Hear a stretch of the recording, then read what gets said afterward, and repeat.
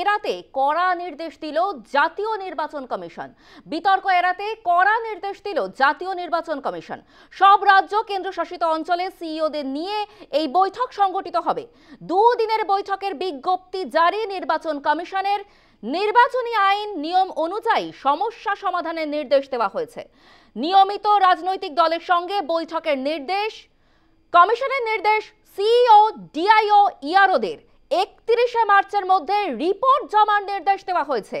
নির্দেশ দেওয়া হয়েছে সব রাজ্যের মুখ্য নির্বাচনী আধিকারিককে। এই মুহূর্তে ফোনে রয়েছে আমাদের সাথে আমাদের প্রতিনিধি প্রিয়াঙ্কা আইচ ভৌমিক। প্রিয়াঙ্কা, ঠিক কি জানা যাচ্ছে এই বিষয়ে?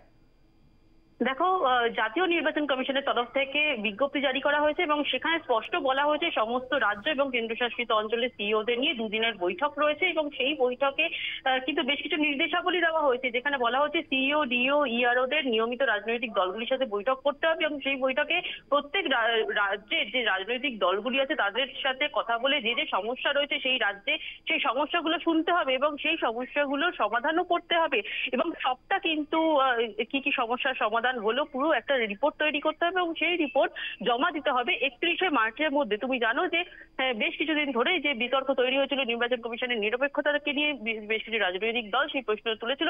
মূলত এই রাজ্যের যে তৃণমূল কংগ্রেস, সেই তৃণমূল কংগ্রেস কিন্তু বারে বারে ভুতুড়ে ভোটার নিয়ে যে অভিযোগ তারা করেছিলেন নির্বাচন কমিশনের দিকে, সেই অভিযোগের পরে দেখা গেল নির্বাচন কমিশনের তরফ থেকে একাধিক বিজ্ঞপ্তি জারি করতে এবং মূলত সম্প্রতি যে বিজ্ঞপ্তি জারি করা হয়েছে সেখানে এই ধরনের সিদ্ধান্ত কিন্তু যথেষ্ট তাৎপর্যপূর্ণ। তোমাকে জানিয়ে রাখি, দেশের মুখ্য নির্বাচন কমিশনার হিসেবে জ্ঞানেশ কুমার দায়িত্ব নেওয়ার পর এই ধরনের পদক্ষেপ কিন্তু এই প্রথম। এবার পাশাপাশি যে বিষয়টি সামনে আসছে যে সিইওদের নির্দেশ দেওয়া হয়েছে এবং সেই নির্দেশ অনুযায়ী তাদেরকে স্পষ্টভাবে জানিয়ে দেওয়া হয়েছে যে প্রত্যেক রাজ্যে যে সিইওরা আছে তারা কিন্তু নির্বাচনী আইন এবং নিয়ম কানুন অনুযায়ী সমস্যার সমাধান করবে। অর্থাৎ নির্বাচনী আইনের উপর কিন্তু বিশেষ জোর দেওয়া হয়েছে।